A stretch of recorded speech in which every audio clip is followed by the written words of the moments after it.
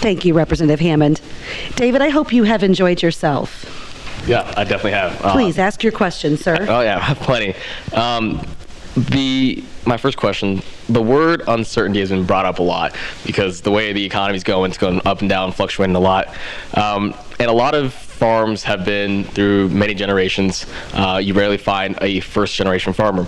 So my question to you guys is this a bad time for someone to marry the farmer's daughter and to become the first generation and to start a farm in today's day, seeing as how the economy is fluctuating a lot? Is this a bad time to start your farm today? Jake and then Ron on deck. How does that sound? That'll work. So it's an incredibly challenging time because, as we've been talking about, it's high commodity prices, it's high fertilizer prices. Not only was this an expensive industry to get in 2 or 3 years ago, but we're adding zeros as we're talking about. You're talking a substantial amount of money to start from scratch. Even if you do use government loans and have some family to help back, it's very costly to get in right now. But there is money to be made, and there are opportunities out there. So I don't want to discourage people to get into agriculture, but just have your eyes wide open that you will be dealing in millions of dollars, not hundreds of thousands. And luckily there are many people that a young person could talk to in our communities that have gotten into agriculture through family, or like Jared Kunkel, who just jumped in with both feet. Ron Moore has been able to successfully keep farming and has his son involved in farming as well.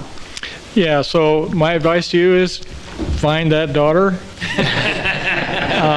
There's never a bad time to want to be a farmer. If that's what you want to do, once you get done with your digital media thing, why, that's great. I encourage you to do that. Like Jake said, it is very expensive, but I started farming in 1977. I have no plans to retire anytime soon. So farming is not I want to do this for 5 years. You want to do it for your career. So yeah, it's expensive. Bankers will loan you the money and stage it out, so they'll help you get it to where you can pay it back. But it's a great business. It's a great lifestyle. I've enjoyed it. That's all I ever really wanted to do. So go for it.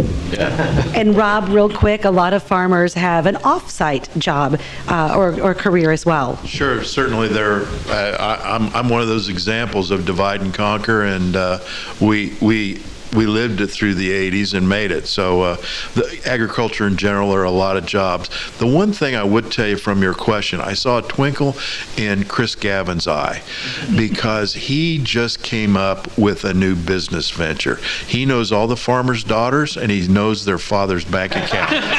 So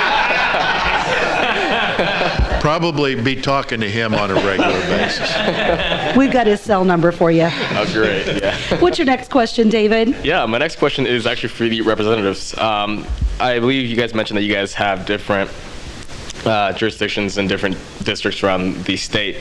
My question is, one of you guys mentioned Mercer County and then the Quad Cities.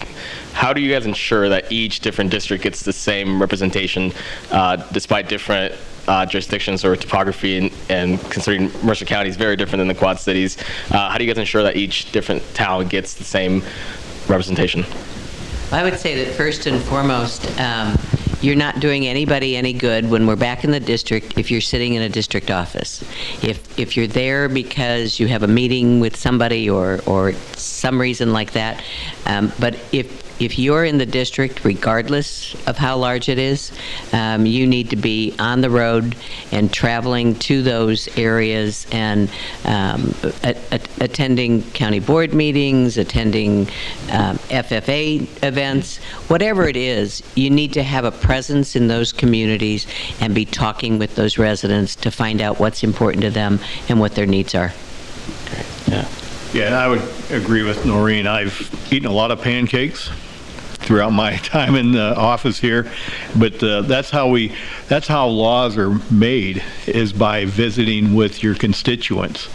I tell kids in school there's 3 ways a law comes about. Is one, I can have a good idea, to a state agency can come to with an idea, but the one that we all rely on is constituents' needs. And they're the ones who provide me the laws on Lyme disease, or helping veterans, or helping police, or helping the fire departments. That's how we make laws, is by what our constituents present to us. So we've got to be out there. We've got to be out there. Yeah. And using radio in this way is also effective for any sitting legislature or legislative person because we're able to reach multiple counties, farmers and ag listeners. So any sitting official we always invite to these. We've even had the Congresswoman on as well. So